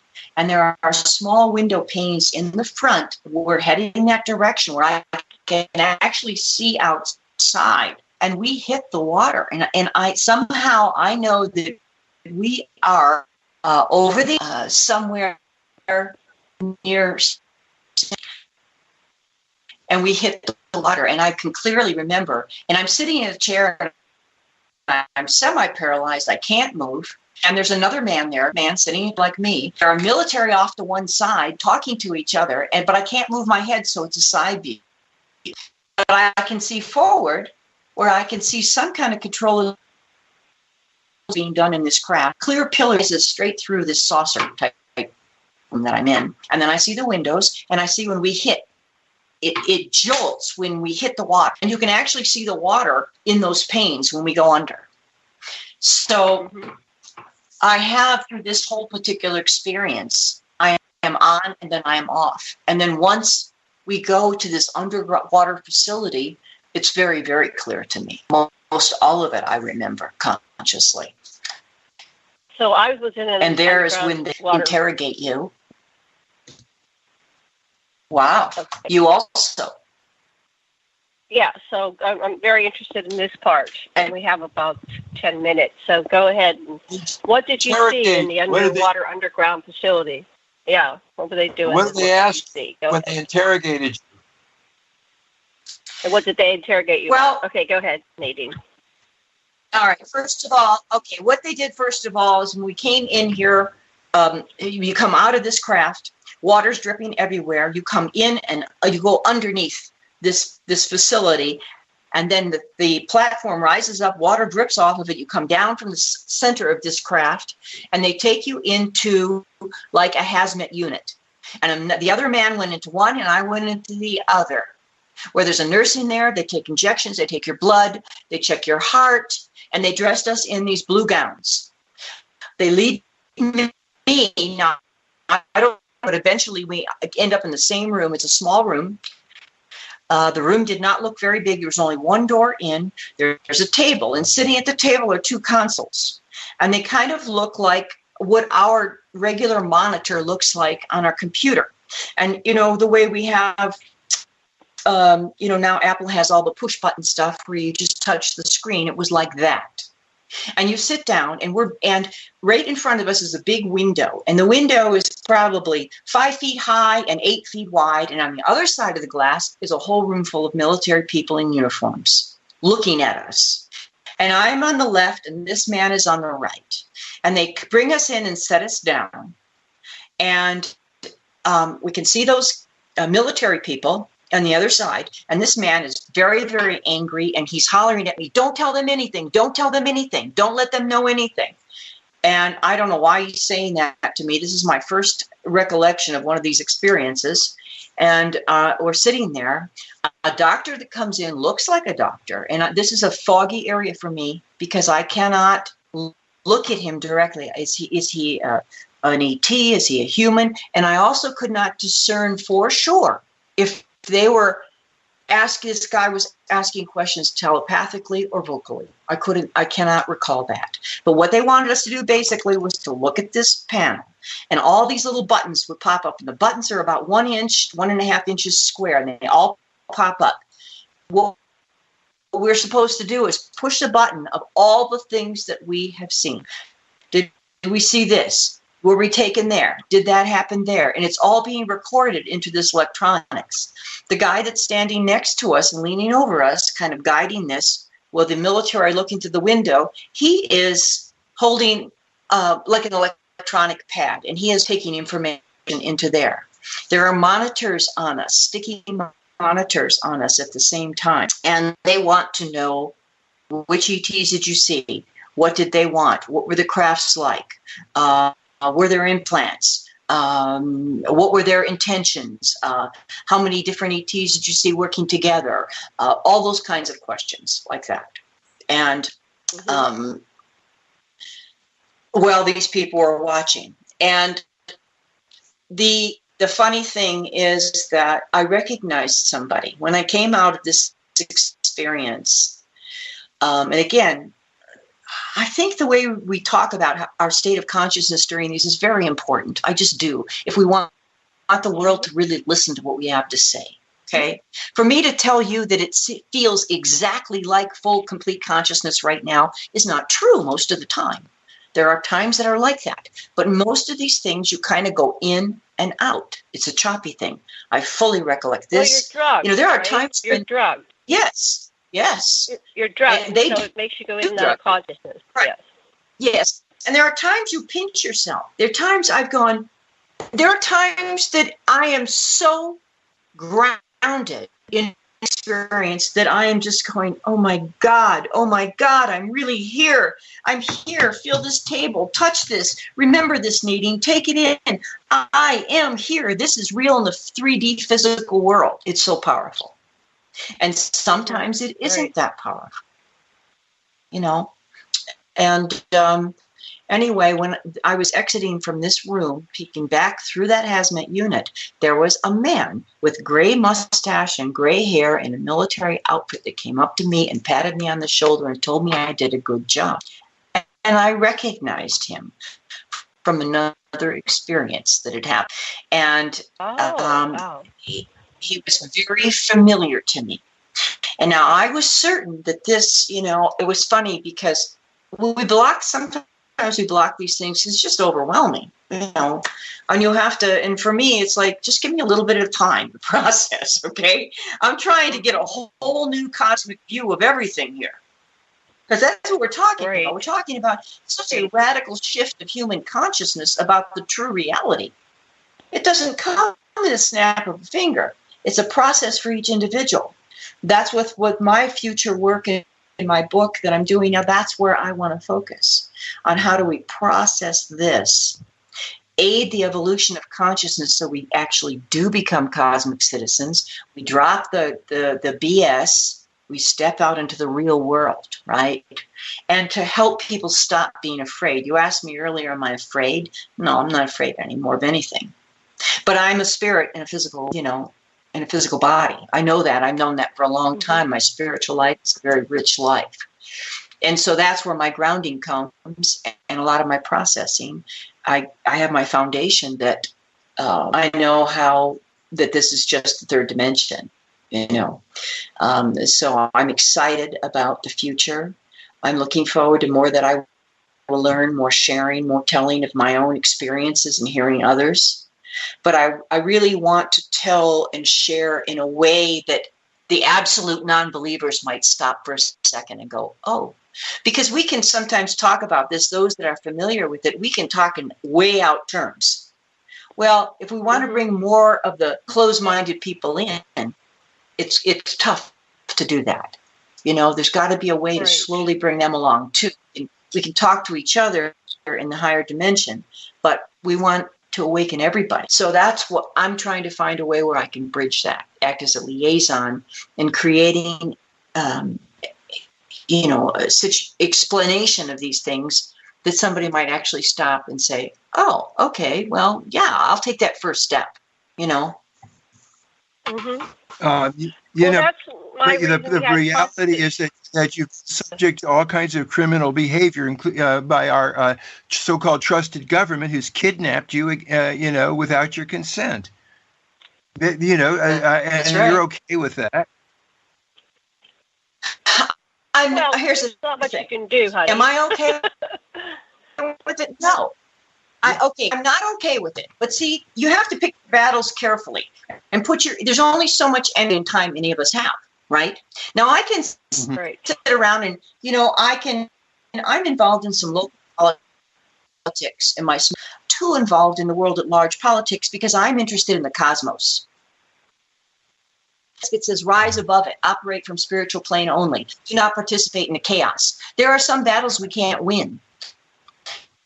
So I'm trying to find a platform where it will actually impact. I don't want to stand out there and duke it out with Trump or the Clintons. I don't want to do that because that's the physical realm of third dimension based on ego. It's not going anywhere. I'm trying to find a platform that will go past that because isn't that where we want to go? We want to go to the cosmos. We want to operate in a different level. Yeah. Yeah, take the higher. And no, I'm not okay with any of it. But honestly, I wasn't okay with the ET thing. But I'm making peace with it because only from a standpoint of peace and being centered can I look at what's going on and can I move through it. I can't stop the ET contacts, whatever these things are. I haven't been able to stop them. I haven't been able to stop the military intervention. So, okay, if I can't stop it, what can I do? How can I take this information and use it in a way that will become positive and empower me rather than take me down? I don't want to waste my time fighting. I want to take this information and take it to the world in a way that will raise everybody up. I always say bring it on because on some level they can't touch us, like on the spiritual level, right? And once you know that, you know that. And so bring it on. So I'm going to report it. Yeah, you're absolutely right. On some level, they can't touch us. That's so true. So I'm trying to rise above the chaotic view of it. And how can I be of service? We have 1 minute left. We'll have to wrap it up. We'll do some more later meeting. Go ahead. How do people get your book and all that stuff? What is it again? Titled? Oh, shoot. The book is Alien Experiences Book 2. It's called Evolution. Coming to terms with the ET presence. It'll be out on most, Amazon and Barnes & Noble. Thank you, dear. We can't hear you anymore. Aloha, love, and blessings. I'll have it on the website. Thank you so much. Thank you.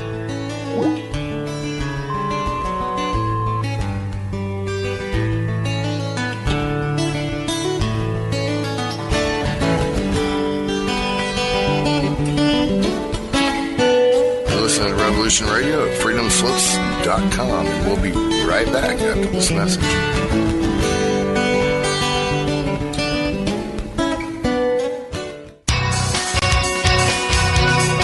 Thank you for listening to Revolution Radio at freedomslips.com. Any commercial advertising you may hear in this program is of the sole discretion and benefit of the host of whose program you are listening to. Revolution Radio does not endorse any commercial products, nor does it accept monetary compensation for on-air advertising of commercial products, nor will it ever. We are and shall remain 100% listener supported. Any product advertising on this program are considered used at higher risk, and Revolution Radio shall not be held liable for any claims or damages received from any product advertised within this program. Revolution Radio, where information never sleeps.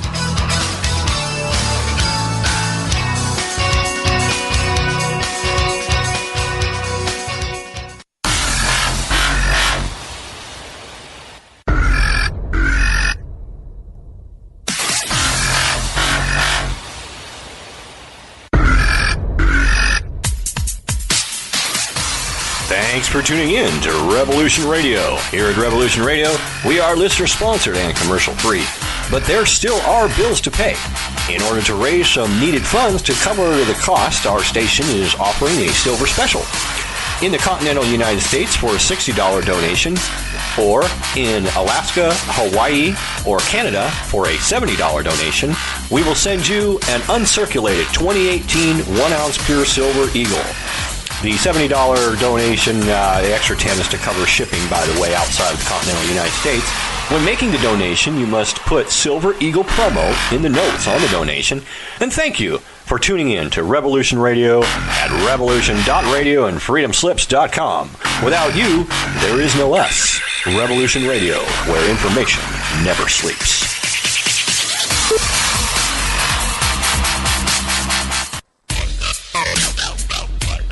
Take a look around, kid. What do you see? Homes being foreclosed. People working 2-3 jobs just to put food on the table and still drowning in debt.